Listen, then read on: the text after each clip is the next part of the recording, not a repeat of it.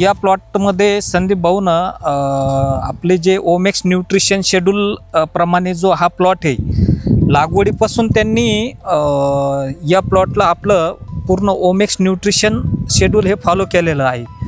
तर आज रोजी हा प्लॉट 32 दिवसाचा आहे.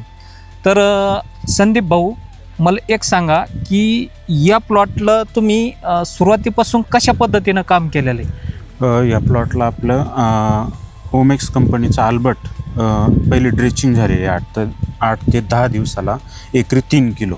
फवारणीतून DP9 आणि झिंक त्यांचंवाला एक फवारा दिला. DP98 आणि झिंक 70. हो, झिंक 70 असं त्याचा एक फवारा दिलेला आहे. असं तर साधारणतः त्यांचं म्हणणं असं आहे की आल्बर्ट सोल्युशन एक साधारणतः 8 ते 10 दिवसाला त्यांनी आल्बर्ट सोल्युशनची पहिली ड्रिंचिंग झाली.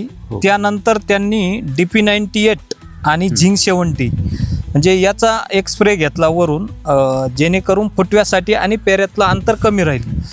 त्यानंतर साधारणतः 18 ते 20 दिवसाला दुसरी जी ग्रेड आहे आपली ती हेनिंग सोल्युशन म्हणून आहे, ती आपण एकरी 3 किलो ड्रीपमधून दिली. हेनिक सोल्युशन की जे आपली 114411 IPA टेक्नॉलॉजीची जी ग्रेड आहे, इन्क्रीज फॉस्फेट इफिशियन्सी, की जे फॉस्फरसचं फिक्सिशिंग कमी होतं, अशी ही ग्रेड त्यांनी इथं वापरलेली आहे. तर त्या ग्रेडचे तुम्हाला रिझल्ट काय अपेक्षित आले?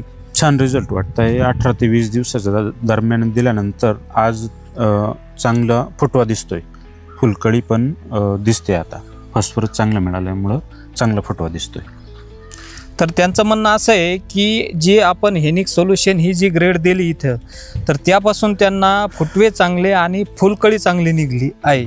तर यानंतरचा जो आता पुढचा जो स्प्रे आहे त्यांचा, तर याच्यानंतरचा पुढचा स्प्रे तुम्ही जो सेटिंगसाठी घेणार आहेत, तर हा कुठला स्प्रे घेणार आहे तुम्ही? यानंतर फुलकळी सेटिंगसाठी मी ओमॅक्स कंपनीचं कॅलमॅक्स गोल्ड आणि DP98 ह्या ग्रेडचं मी फवारा घेणार आहे.